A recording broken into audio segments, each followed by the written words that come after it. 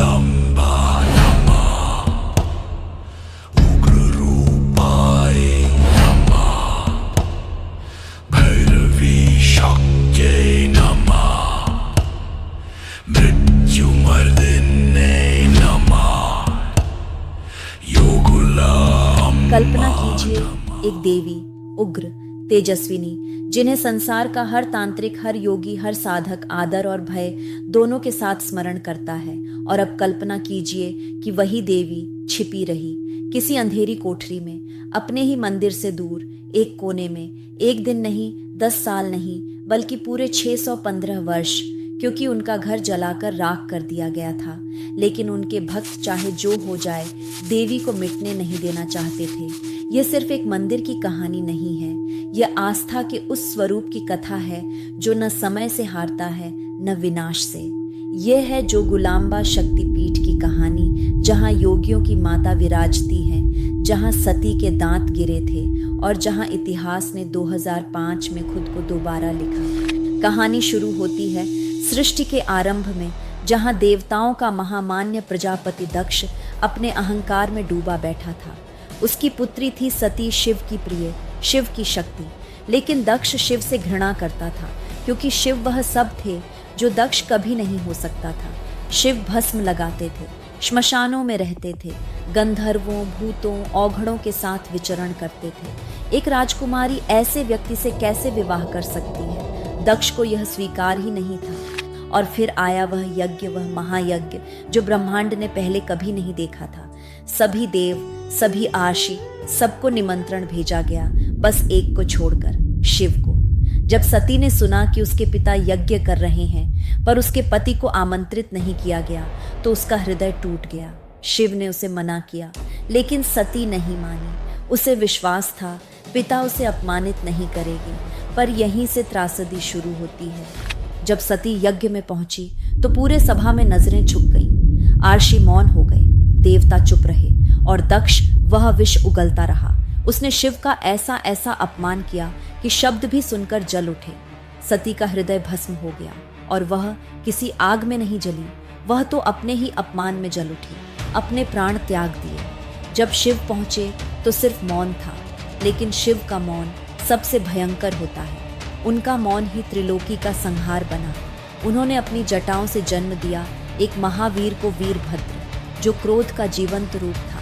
यज्ञ नष्ट हुआ, दक्ष का मस्तक गिरा और शिव ने सती के शरीर को उठाया और करने लगे वह तांडव जो ब्रह्मांड को समाप्त कर सकता था। जब शिव ने तांडव किया तो ग्रह कांप उठे, नक्षत्र टूटने लगे, समय की गति रुक गई। तब विष्णु ने अंतिम उपाय किया। उन्होंने सुदर्शन चक्र चलाया और सती का शरीर खंड खंड हो गया। जहां जहां वे अंग गिरे वहां वहां शक्तिपीठ बने, कुल 51 शक्तिपीठ। और उनमें से एक जहां सती के ऊपरी दांत गिरे थे, वही स्थान आज कहलाता है आलमपुर, जहां विराजती हैं जोगुलाम्बा। जोगुलाम्बा साधारण माता नहीं है, वह उग्र है, तांत्रिक शक्ति की साक्षात मूर्ति। उनकी प्रतिमा देखिए, वह शव पर बैठी है। उनके खुले जटाओं में बिच्छू, छिपकली, मेंढक, खोपड़ी, यह सब साधारण प्रतीक नहीं, बल्कि मानव अहंकार, भय, मृत्यु और अस्थिरता के रूप हैं। और जोगुलाम्बा इन सब पर नियंत्रण रखकर दिखाती हैं कि वह मृत्यु से परे हैं। इसी कारण उन्हें योगुला अम्मा, योगियों की जननी कहा जाता है। उनके गर्भगृह के चारों ओर जल कुंड बनाया गया, उनकी उग्र ऊर्जा को शांत रखने के लिए।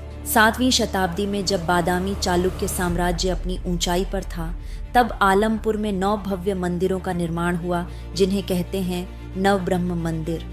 स्वर्ग ब्रह्मा, पद्म ब्रह्मा, तारक ब्रह्मा, विश्व ब्रह्मा, हर मंदिर अपनी अलग कहानी कहता है।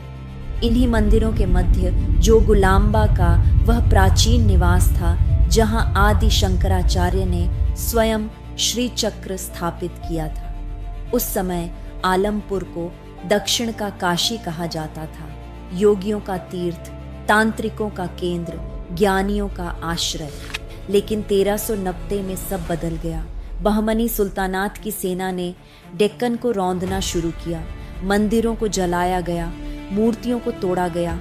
और जब वे आलमपुर पहुंचे तो उन्होंने जोगुलाम्बा मंदिर को भी नष्ट कर दिया। पर भक्तों ने हार नहीं मानी। रात के अंधेरे में अपनी प्राणों की बाजी लगाकर देवी की मूर्ति उठाई और उसे पास के बाला ब्रह्मा मंदिर में छिपा दिया।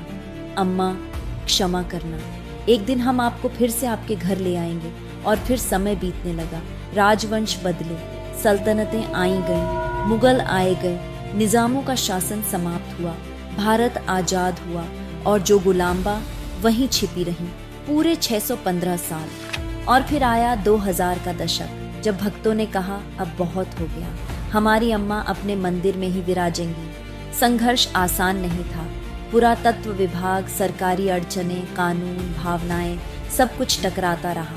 लेकिन जब आस्था खड़ी हो जाए तो असंभव भी संभव हो जाता है। लोगों ने चंदा दिया, औद्योगिक संस्थाओं ने सहयोग किया, श्रीशैलम देवस्थानम ने सहायता की।